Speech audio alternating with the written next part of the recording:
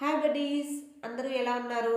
మేము ఈరోజు మా ఫ్యామిలీతో కలిసి రావివల్స్ టెంపుల్కి వచ్చాము. వావ్, బయట వ్యూ అయితే చాలా బాగుంది.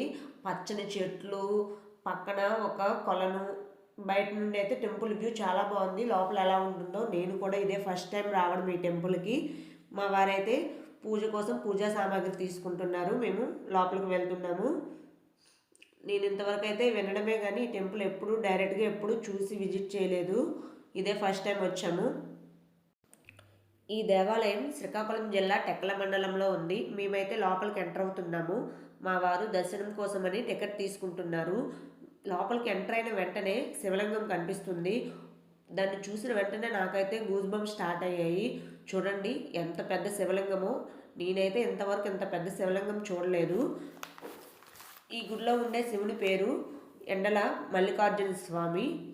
జ్యోతిర్లింగాల దర్శనం అనేది అందరం చేసుకోలేము కదా. అక్కడ జ్యోతిర్లింగాలకి ఎంత మహిమ ఉందో ఈ శివలింగానికి కూడా అంతే మహిమ ఉందంట. ఈ శివలింగాన్ని దర్శించుకున్న అంతే పుణ్యం కలుగుతుంది. మేమైతే నార్మల్ డేస్లో ఈ టెంపుల్కి దర్శించుకోవడానికని వచ్చాము. అదే మహాశివరాత్రి, కార్తీక సోమవారాల సమయంలో అయితే టెంపుల్ మొత్తం భక్తులతో నిండిపోతుంది. ఇంత ఫ్రీగా అయితే దర్శనం చేసుకోవడం కూడా జరగదు. ఇక్కడ శివలింగం అనేది స్వయంభుగా వెలిసింది. ఈ శివలింగానికి పెద్ద స్టోరీ అయితే ఉంది. త్రేతాయుగంలోన శ్రీరాములు వారు రావణాసుడిపై దండయాత్ర చేసినప్పుడు స్పృహ కోల్పోతారు. ఆ సమయంలో ఆంజనేయుల వారు సంజీవిని పర్వతాన్ని తీసుకొస్తారు కదా. ఆ వానర సైన్యంలో ఉండే సుసేనుడు అనే అతనే సంజీవునితో శ్రీరాముల వారిని బ్రతికిస్తారు. ఆ సుసేనుడి దేహం నుండి ఈ శివలింగం అనేది బయటికి ఆవిర్భవించింది. సువాసన పూరితమైన మల్లెల పరిమళంతో ఈ లింగం అనేది ఆవిర్భవించింది. అందుకే మల్లికార్జున స్వామి అని పేరు వచ్చింది. ఈ గుళ్ళోన తాబేళ్ళు కూడా ఉన్నాయి. చూడండి, మా పిల్లలైతే ఇవి నిజమైనవా బొమ్మవా అని టచ్ చేసి చూస్తున్నారు. భయపడిపోయాడు ఫస్ట్ అంతను. తర్వాత మాత్రము ఇంకా చెప్పాము, ఇది దేవుడు కూర్మావతారం అని చెప్పంగానే దండం పెట్టుకుంటున్నారు. వాళ్ళైతే ఎప్పుడు టీవీల్లో చూడడమే కానీ బయట చూడలేదు కదా, వింతగా చూస్తున్నారు. ఇద్దరును ఇంకా దండం పెట్టుకుంటున్నారు. దేవుడు అని చెప్పగానే మాత్రం భక్తి వచ్చేసింది ఇద్దరికి.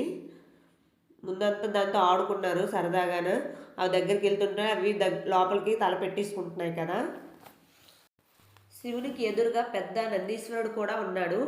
ఈ నందీశ్వరుడు చెవిలో మన మనసులో ఉండే కోరికలు చెప్తే నందీశ్వరుడు స్వయంగా శివునికి మన కోరికల్ని చేరవేస్తాడని ఒక నమ్మకము. ఈ నందీశ్వరుని దర్శనం కూడా చేసుకున్నాము. ఇక్కడ శివలింగం అనేది సంవత్సరం కూడాను ఒక బియ్యం గింజంతా పొడుగు అనేది పెరుగుతుందంట. ఇంకా మేమైతే ఈ దర్శనం అయిపోయిన తర్వాత ఇంకో ఫ్లోర్ ఉందని చెప్పాను కదా, ఆ ఫ్లోర్కి అయితే వెళ్తున్నాము. అక్కడ నుండి మొత్తం శివలింగం వ్యూ అనేది చాలా బాగా కనిపిస్తుంది.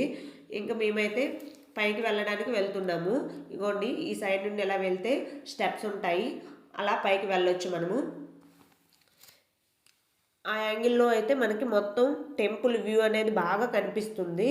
లింగం కూడాను కింద కంటే పైనుండి అయితే వ్యూ చాలా బాగుంటుంది.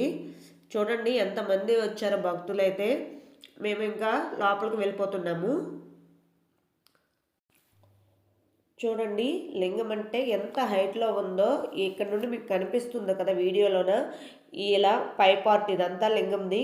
మనకి కింద నుండి అయితే ఈ పార్ట్ అనేది మనకి కనిపించదు. పైనుండి చూడండి లింగము, ఈ పై పార్టు ఇంత హైట్ నుండి మనం చూస్తున్నాం అనమాట ఈ లింగాన్ని. మీకు ముందంతా కింద పార్ట్ చూపించాను కదా, ఇది పైన అనమాట. మొత్తం లింగం అనేది ఈ వ్యూ నుండి చాలా బాగా కనిపిస్తుంది. మీరు అబ్జర్వ్ చేశారో లేదో, గుడికి అనేది పైన గోపురం అనేది లేదు. ఎందుకంటే ఈ లింగం అనేది కొద్దిగా పరిమాణంలో పెరుగుతుంది కదా. అప్పట్లో టెక్కలి జమీందారు వారు ఈ దేవాలయానికి గోపురం నిర్మించారంట. కానీ గోపురం కుప్పకూలిపోయింది. ఇలా 2 సార్లు ప్రయత్నించారు కానీ గోపురం నిలబడలేదంట. మల్లికార్జున స్వామి అతని కలలో వచ్చి